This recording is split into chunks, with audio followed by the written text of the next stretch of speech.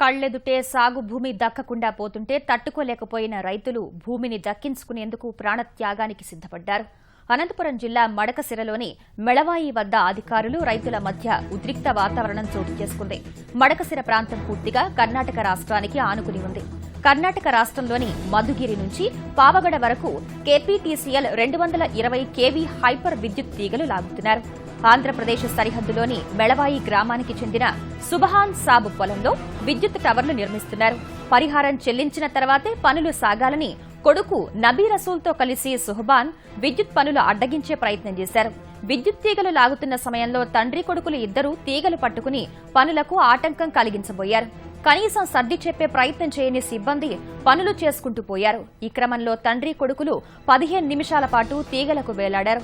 30 అడుగుల ఎత్తు నుంచి తీగలు వదిలే సాహసం చేయలేక భయంతో కేకలు పెట్టారు. విద్యుత్ కంపెనీ సిబ్బంది వారిని దించే ప్రయత్నం చేయకుండా పైశాచికంగా వ్యవహరించారు. గాల్లో వేలాడే శక్తి చాలక ఒకరి తర్వాత ఒకరు తండ్రి కొడుకులు కిందకు పడ్డారు. ఎక్కువ ఎత్తు నుంచి పడిన నబీ రసూల్ వెన్నుముక దెబ్బతింది. అతన్ని మడకశిర ప్రభుత్వాసుపత్రికి తరలించి ప్రథమ చికిత్స అందించారు. అనంతరం హిందూపురం ఆసుపత్రికి తరలించారు.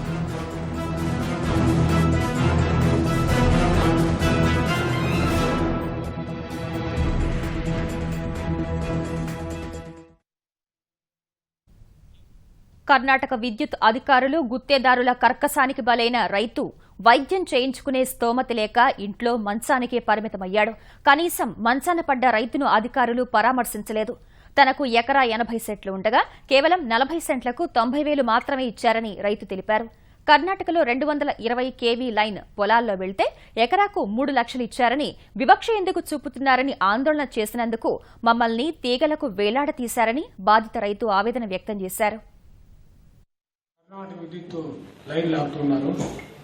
మా పొలంలో మాకు నష్టపరిహారం ఇచ్చి లాగండి అని చెప్పి మేము చెప్పినాము.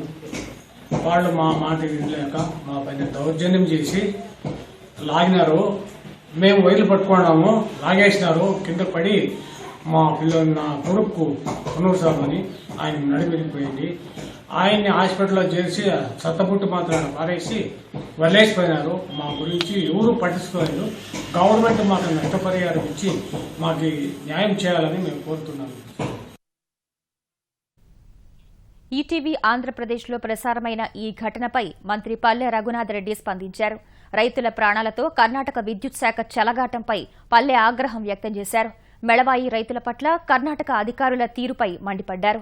రైతుల పట్ల నిర్లక్ష్యంగా వ్యవహరిస్తే ఉపేక్షించబోమని అధికారుల్ని హెచ్చరించారు. కర్ణాటక విద్యుత్ శాఖ నుంచి రైతులకు పరిహారం ఇప్పించి న్యాయం చేస్తామని హామీ ఇచ్చారు.